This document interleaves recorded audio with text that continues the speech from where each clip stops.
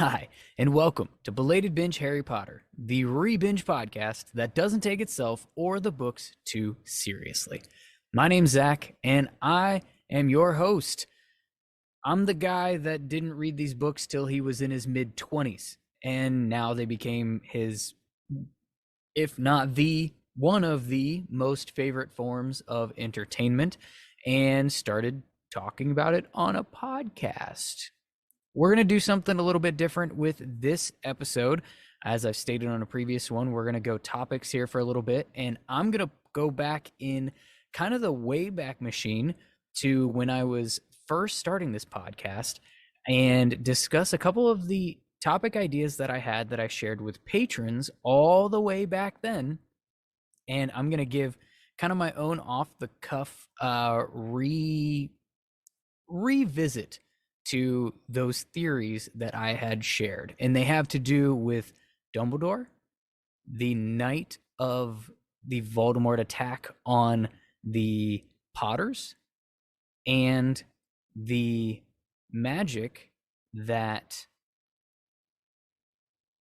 Newt was using. Sorry, it took me a second to remember his name. That Newt was using in Fantastic Beasts Crimes of Grindelwald, and it has to do with Grindelwald. So I know that was kind of a clunky intro, but if it piqued your interest in any way at all, stick around and we'll get started on it. The Belated Binge Podcast. Before we get started, this podcast will have spoilers. This series wrapped up in 2007. Just saying that out loud sometimes makes me feel kind of old. If you haven't read them by now, you're even later than I was. Shout out to the Bonus Binge Squad, Alex and Katie over on Patreon. If you would like to get your own shout outs, if you'd like to have access to bonus episodes, kind of like the ones that I'm going to be referencing in this episode, you can check those out. There's a link in the show notes for Patreon. It is patreon.com/belatedbinge. If you are watching on YouTube, thank you. I hope you're enjoying the videos that I've been posting on there recently, where I make fun of the process that must have gone in to been used, I guess you could say, to make the changes that the movies made from the books. It's been a lot of fun putting those videos together. I hope that it's been enjoyable for you. If you have no idea what I'm talking about and you haven't seen any of those videos, one, get on social media and actually follow this podcast, because I've been posting all of them as reels or shorts or TikToks or whatever, all the vertical stuff that they say to do. And also I've been posting a lot of times longer versions of those fake discussions on YouTube, and you can check those out too. There's a special playlist for them.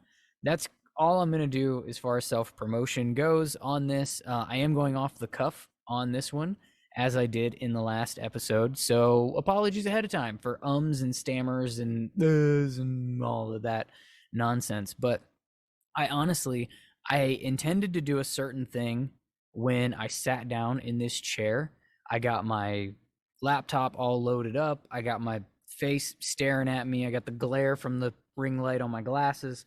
I got everything going on, including the air conditioner that I'm trying to drown out with the soundproofing over here and the green screen back here. I'm like tucked in this corner. I'm in my basement and it's very, very hot where I live. So the AC is just going to be running, and that just is what it is at this point. Sorry if there's a teeny tiny little hum.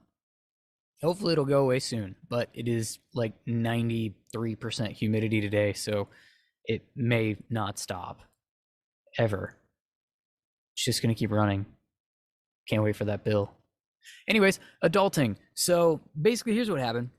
My daughter, who does not take naps like ever anymore and is just a wild machine when it comes to fighting naps just crashed unexpectedly into a nap, and I was going to come down here and bust out an episode for you real quick.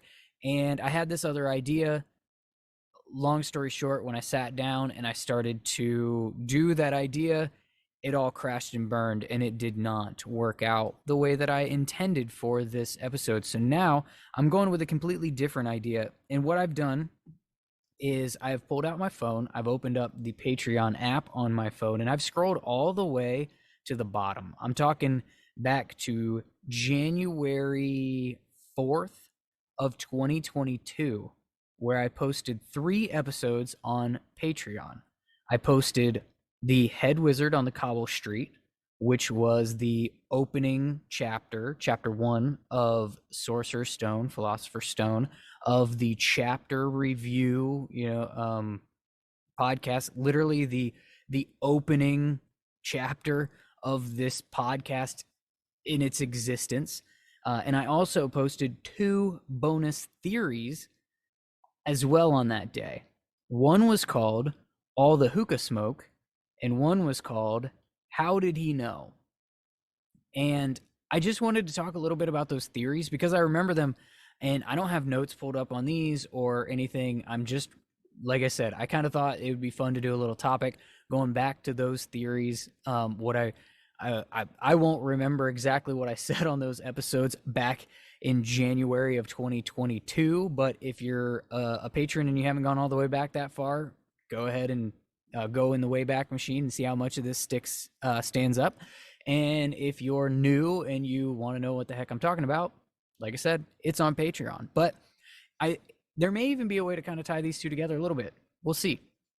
But here's what I thought I would do. I thought I would revisit those theories that I had back then and just talk through my thoughts on them as it stands right now. And so all the hookah smoke was a theory that I had. It was in regards to and this was coming off the heels of Crimes of Grindelwald coming out, the movie.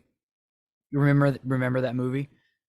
Like probably 6 of you at this point, because those movies were canceled due in large part to that movie being an absolute mess. But what I was talking about in that was the hookah.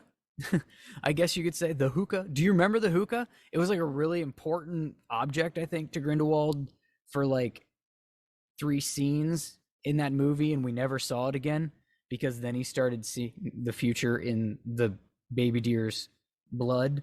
But this hookah was the way that Grindelwald was seeing the inevitable future that was to come, and he was talking about another world war and all kinds of stuff. It had Jacob really freaked out, and it seemed like that object was going to play kind of a big role in the series. And what jumped into my head was this theory that I had of how that object came to be. And so on that bonus episode, what I remember doing is laying kind of the groundwork of the relationship between Dumbledore and Grindelwald a little bit. Everybody that's listening to this knows this backstory pretty well. I've probably made my thoughts and feelings on the backstory pretty well known as well. But I will give you the 10-second version of it here that's going to go way longer than 10 seconds because I ramble, which is why I have a podcast, and this is my podcast. So rambling is welcome. I decided.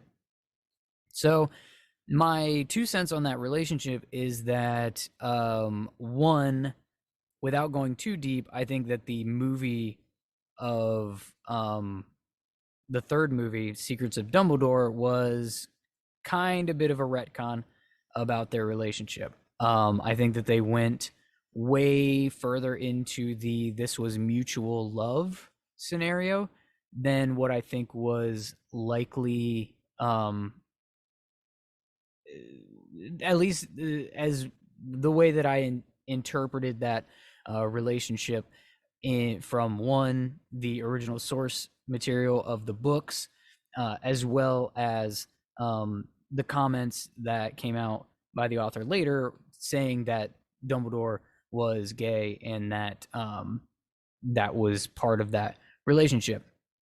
The thing that was said that always stuck with me and I thought made a lot of sense is that Grindelwald never actually felt the feelings toward Dumbledore that Dumbledore felt towards Grindelwald. He used those feelings to manipulate Dumbledore in order to kind of get him to, I don't want to say go along, because I don't think that Dumbledore was just flat out going along with Grindelwald and he's like absolved of all the Deathly Hallows and their plans, and how they're going to bring wizards out of hiding and all that stuff. I don't think that Dumbledore was an innocent bystander, just like blinded by love and a total follower on that. However, I do think that there were probably aspects of it that did not sit well with Dumbledore, but he made I guess like made the word that keeps coming to mind is concessions, which might be the proper use of it. I don't know. Somebody call an English teacher, but that's what I'm going with. I think he probably let things go a little bit further in certain ways that he wasn't comfortable with, but because he was so into Grindelwald, in their budding relationship that they have. And I say budding relationship because the thing lasted like it was like a month or like 2 months. I can't remember the direct quote, but it was literally like, for sake of extending it, it was 2 months that these two were together. And that's why I think that the Secrets of Dumbledore movie was taking it, I think, a little bit too far, of like the impact. However many, like 50 years later or whatever it was, by the time that movie was going on, if they were really like, if it was like a 2 month fling, then these two were not so desperately deeply in love with each other to have what we saw play out in Secrets of Dumbledore, in my opinion. It's just my opinion. You probably have a different one, and that's fine. Start a podcast and tell us all about it. I didn't buy I didn't buy that part. But what I do buy is that they had a very intense relationship during those 2 months, and that's where this all the hookah smoke theory takes place. See how we come all the way around there in a lot more than 10 seconds?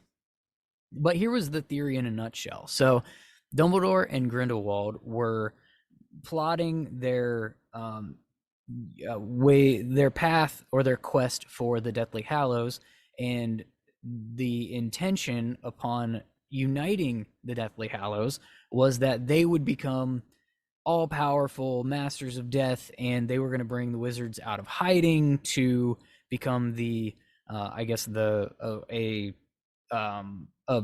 dominant force over the Muggles, or the ruling force over the Muggles, however you want to look at that.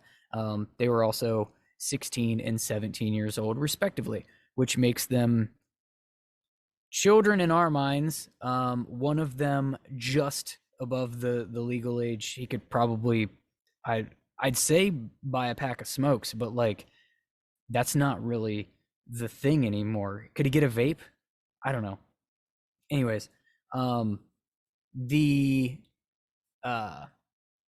theory was that one of the things that we know about Grindelwald in his backstory is that Grindelwald is actually a seer, meaning he can see things that happen in the future. And that's why, supposedly why Secrets of Dumbledore was so confusing, because they were trying to confuse him with multiple different futures, I guess. But the theory of all the hookah smoke was that if we remember the only other seer that we see, how many times can I say see in the same sentence, is Trelawney from the book series. And if you don't count Jax Teller with hooves, aka Ferenzi, aka Ferenz, aka that one time that he was there in the classroom talking about teaching divination and how humans are so small-minded and all of that. Centaurs are bigger picture. So I'm not counting him, because we see that they see in different ways than we would see if we were seers and had seeing ability. At this point, I'm just being being silly. So centaurs read the stars and the planets, and it's a bit more long term. What we saw from Trelawney is that she falls into a complete trance and starts just word vomiting the things that are coming in the future, the prophecies, if you will. I will, because that's what they call them in the book series. The thing about it is she has no idea that she's done it. And so if we take that as our source of truth, as our explanation for how premonition works in this wizarding world, Grindelwald might have the ability to see the future, but he doesn't know what he saw when he's done seeing it. Perhaps. And that's what the theory was built upon. My theory was that the Dumbledore Grindelwald duo thought that his ability to see the future would be a highly useful gift and skill when it came to their goals and path towards becoming masters of death and taking over the world, basically taking over the world. So what Dumbledore did is take his uncanny ability to make very powerful, unique, one-of-a-kind magical objects and put that into motion here. Because if you recall, we also have a precedent for Dumbledore being that kind of inventor with the Deluminator, which not only turns on and turns off lights, but it also apparently is a huge plot convenience in shape of a lighter. It's fantastic. I'm going to try to make sure that that's the last of my smoking references on this episode. So my theory was that Dumbledore actually created the hookah object that Grindelwald was using in the Crimes of Grindelwald movie to show and project his visions of the future, not only for like the crowd when he was doing it in that way. I think that was a development of his use of that object over many years. I think its original intention was just to record the premonition so that not only they had a record of it outside of Dumbledore's memory, which yes, could also be potentially done, I guess, conceivable in a pensieve with Dumbledore's memory. However, when you pull a memory out of your head and put it in the pen, it's gone. It's out of your head. I think the two of them would have wanted Dumbledore to very much keep it in his head, but also have a record of that premonition happening so that Grindelwald could see it and the two of them could see it together and analyze it and strategize around it. At least that was their intention with it. And so Dumbledore helped, or just solely did, create the hookah object that Grindelwald used to see the future. I guess in a nutshell, I don't think that he was using that object to see the future. I think that he had seen the future and he was using the object to record it and project it so that he could watch what he had seen. And by, the time that the movie is taking place, he had developed the ability to essentially project it so that other people could see it as well. So that was my theory on all the hookah smoke way back when. And I thought it was kind of neat and kind of cool, and it ended up being absolutely meaningless because that object didn't ever come into play again. I think Lita, I don't know if she actually destroyed it. I know she tried when she was killed because she was meaningless to the movies as well. So we didn't need her. So that was cool. See my bonus episode for how to fix the Fantastic Beasts franchise for some of those thoughts. I won't go down that road anymore. But yeah, let me know what you think about that particular theory. I thought it was interesting. And I had fun with it. I thought there might be a way to tie it into this next one. I haven't really wrapped my head around how to do that yet. But this next theory that I had shared on that same day was called How Did He Know? And what this was is actually a theory, again, on Dumbledore, but it was going back to the blood magic that of Lily's sacrifice for Harry. And basically what we know is that Lily sacrificed herself for Harry right in front of his eyes, yet he still wasn't able to see the Thestrals when he showed up to Hogwarts. You won't ever convince me that he shouldn't have.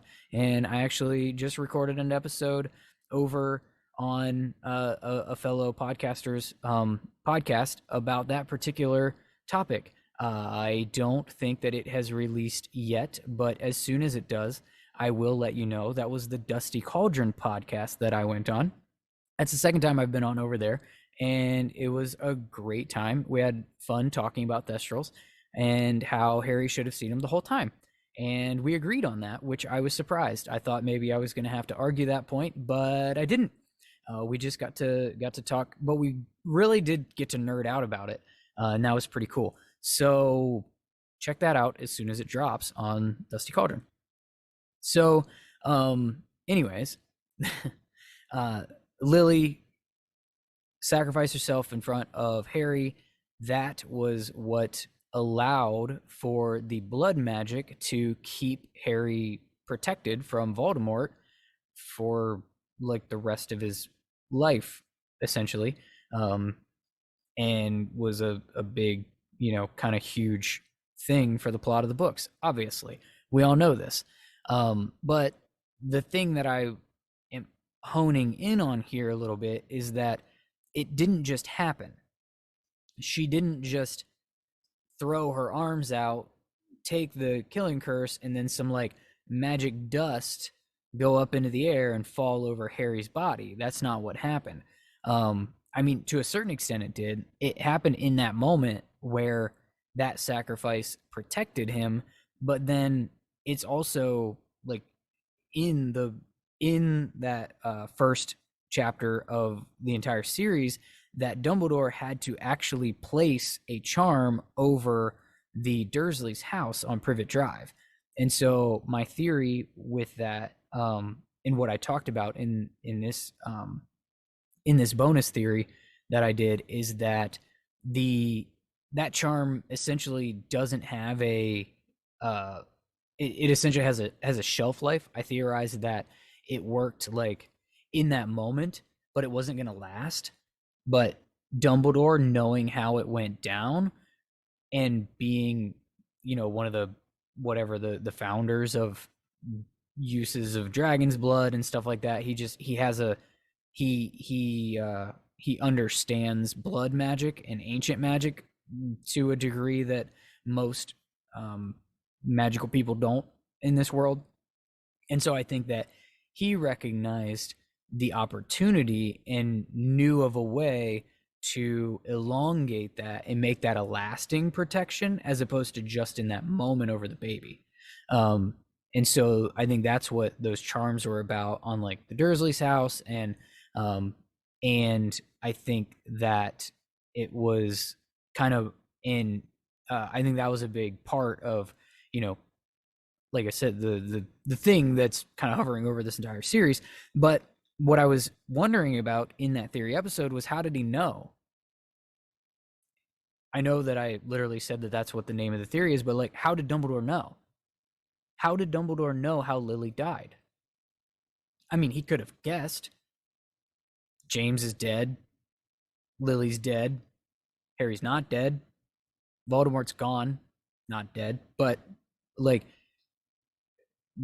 and like the rumors had already spread within a day that the Potters were dead and Harry survived and Voldemort's gone. How? How does anybody know? How does that rumor happen? It's a infant child in a crib alone with dead parents and like a half exploded house. How does anybody know what happened and what went down? How? Somebody tell me how. Well, nobody can really tell you how because it's not stated in the canon exactly how that went down. So I made a theory and I thought about it and I started talking about it. And here's what I came up with. I remember suggesting in the theory episode. I don't know how much of this I still subscribe to, but I like the way that it came through. So I think that, and I'll just say this is the part of the theory that was more just kind of like fun to throw out there as like an explanation of how it happened so quickly or whatever. But this is the part that I could be, this is the flimsiest part of the theory, is that I know Peter Pettigrew was the secret keeper for the Potters. However, we know that Dumbledore is kind of like the master of the Fidelius charm, right? Like that it's kind of his thing.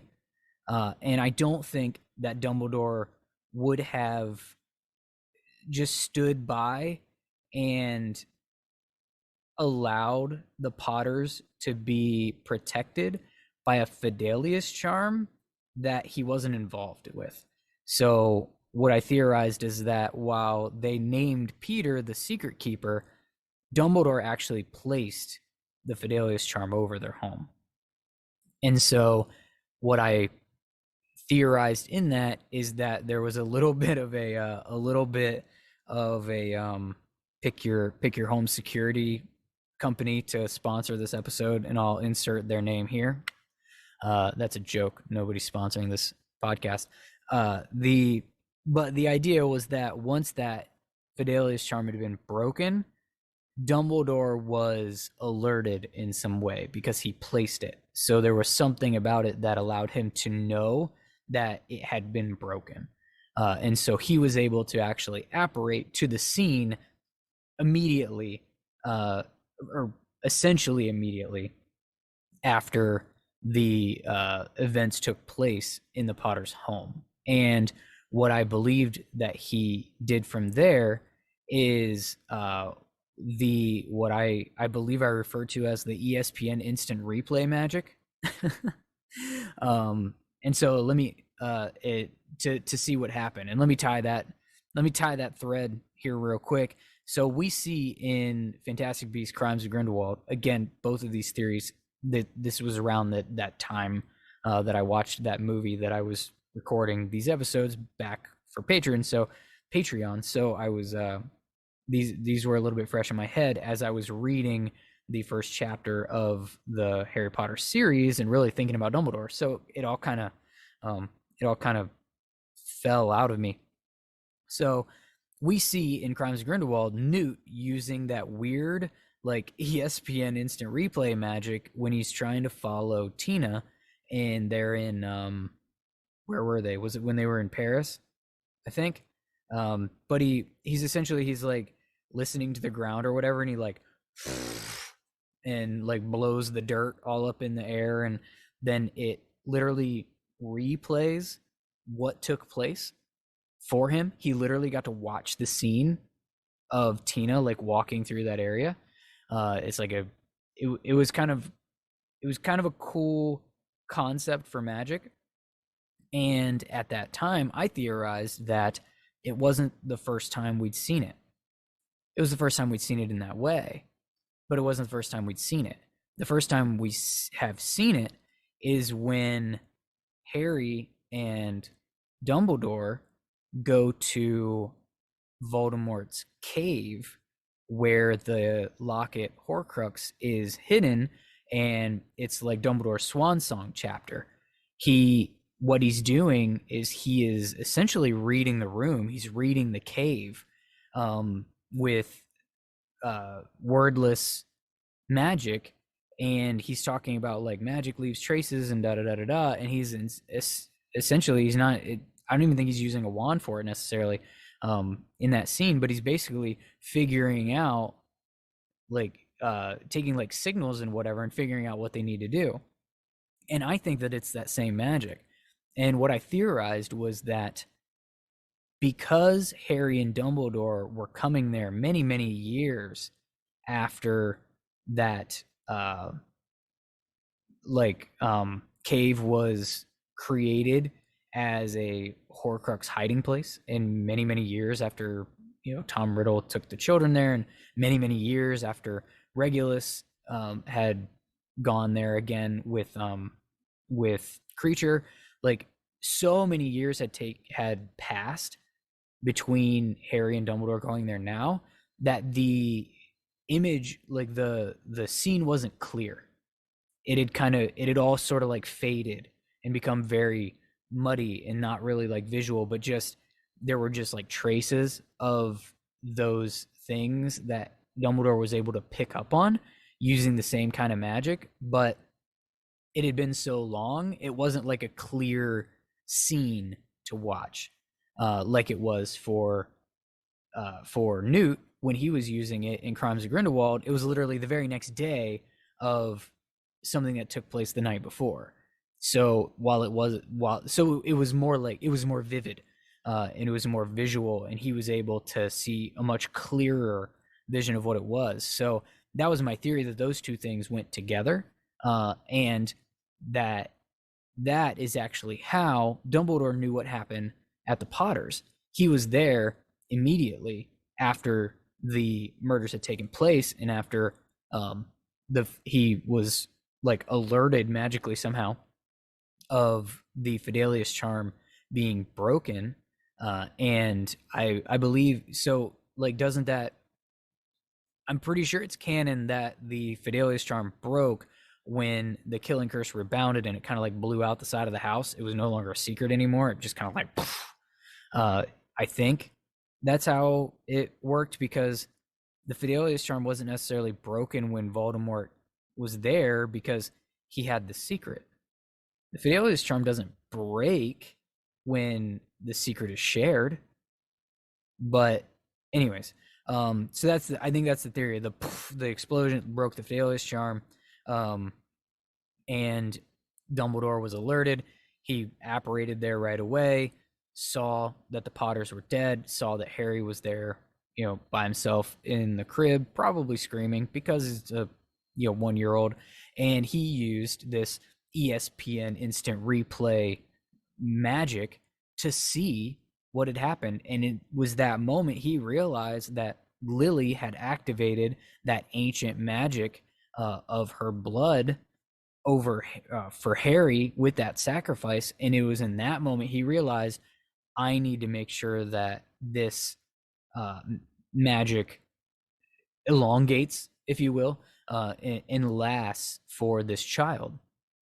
And so that's when he started to put the wheels in motion for where we pick up in chapter 1 of this entire series. He calls Hagrid, has Hagrid come get Harry. He takes the takes the information that he needs or whatever, and he goes to start prepping the charms for the for Privet Drive for the Dursleys. He's gone before Sirius Black shows up, so they never actually crossed paths. And so he has that unfortunate, like, quote unquote plausible deniability of like not knowing that Sirius wasn't the secret keeper and not being privy to that until Prisoner of Azkaban.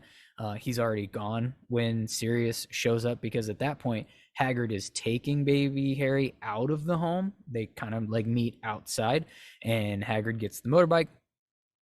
Dumbledore's off setting protections over Privet Drive. Hagrid is, he's got baby Harry. He's going to take care of him until Dumbledore gives him whatever the signal to bring him, because the charms aren't placed and ready yet. He just keep the kid safe. And Sirius is off to try to find Pettigrew and murder him, and things go really, really wrong for Sirius. But that was my theory on how Dumbledore knew to activate that blood magic, and how it kind of like ties all that together through Crimes of Grindelwald in an interesting way. We've got like future premonition via hookah smoke that from an object that Dumbledore created, and we've got past uh, past events visible through this instant replay magic that Dumbledore, I believe, taught Newt how to do. That Newt does in Crimes of Grindelwald, and that's how Dumbledore knew to activate that ancient blood protective magic from Lily sacrificing herself for Harry. So yeah, those are just a couple of theories I had. That's how they kind of shake out how I still and honestly I still kind of hold them, until, and I welcome you to try until somebody can give me better explanations, or has any interest in discussing the topic with me further. That's my headcanon, and I'm sticking to it. So thanks for hanging out for this topic of the podcast. If you're watching on YouTube, go ahead and subscribe. Check out those other videos that I've been posting. They're really fun to make, and I hope that you're enjoying them. I truly kind of hope they like take off kind of into their own little content space here, because I think they are pretty unique in the Harry Potter creative community. There's lots of people that are doing this right now, talking into a microphone with a podcast about Harry Potter. I don't think anybody's doing those videos quite like that, and I hope that you enjoy it, and it's worth your time. If you are listening on the podcast apps, thank you. Make sure you follow, and go ahead and leave a rating and review for the podcast. Say something nice so that more people can find it. Yeah, that's what I got. So social media, all that stuff, belatedbinge.com is the website if you want to find all of those things. And yeah, until next time. I can't remember how I'm supposed to sign off of these because I didn't script out like notes or anything for this episode. So I'm just going to say thanks for being awesome.